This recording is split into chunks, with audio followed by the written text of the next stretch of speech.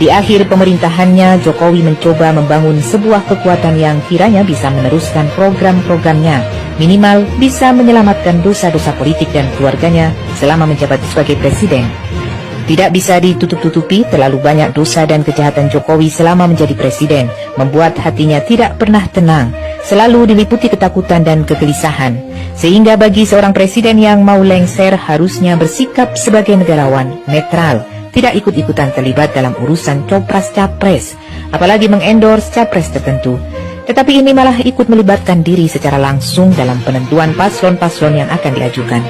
Ada beberapa indikator bagaimana ketakutan Jokowi menghadapi masa depan yang dianggap sangat menakutkan. Jokowi tentunya tidak mau kasus mantan Presiden Amerika Serikat Donald Trump yang dijebloskan ke penjara akan menimpa dirinya. Ini manuver Jokowi sebagai wujud rasa takutnya menghadapi masa depan yang menakutkan. Pertama, upaya untuk terus mencari celah penundaan pemilu atau perpanjangan masa jabatan. Jokowi dengan melibatkan pihak istana terus bergerilya membangun dukungan dari Musra yang dimotori Luhut, Bahlil, Bamsud dan Lanyala untuk tunda pemilu atau perpanjangan masa jabatan 3 periode sebelum akhirnya ditenggelamkan rakyat. Kedua, skenario yang maju nyapres hanya 2 paslon supaya mudah dibuat kecurangan oleh KPU atas orderan oligarki Taipan. Jika hanya 2 calon, perolehan suara bisa diputar balik seperti yang terjadi di tahun 2019. Yang menang jadi kalah, yang kalah jadi menang. Tapi dengan majunya 3 calon, utak-atik data semakin sulit. Tapi sepertinya skenario ini juga gagal.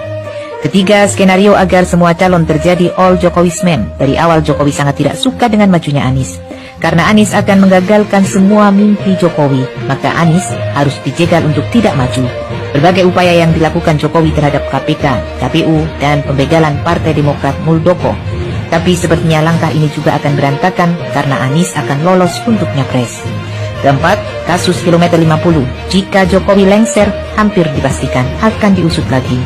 Selama Jokowi berkuasa tidak mungkin kasus kilometer 50 bisa diselesaikan secara tuntas, karena akan melibatkan banyak petinggi Polri dan TNI. Mungkin juga termasuk Jokowi sendiri. Kelima, kasus tragedi 21 hingga 22 Mei 2019 yang menewaskan 9 orang tidak bersalah dalam kaitannya dengan pemilu 2019. Dengan kasus tewasnya 894 petugas KPPS yang meninggal misterius diduga melibatkan Tito Karnavian dan Jokowi akan diusut lagi. Keenam, kasus korupsi putra Jokowi Gibran dan Kaisang yang dilaporkan Ubaidillah Badrun ke KPK tapi tidak ditindaklanjuti akan diusut lagi. Ketujuh, kasus mega skandal sebesar 349 triliun di Kemenkeu diduga melibatkan keluarga Jokowi akan terus diusut.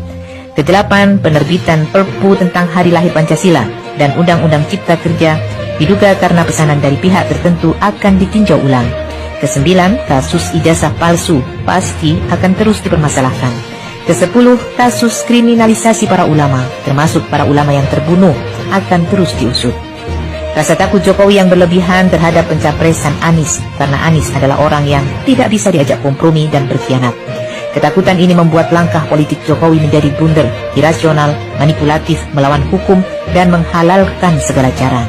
Dalam keadaan panik dan skeptis, Jokowi terpaksa mengalihkan gantungannya kepada Prabowo yang dianggap bisa menyelamatkan dirinya.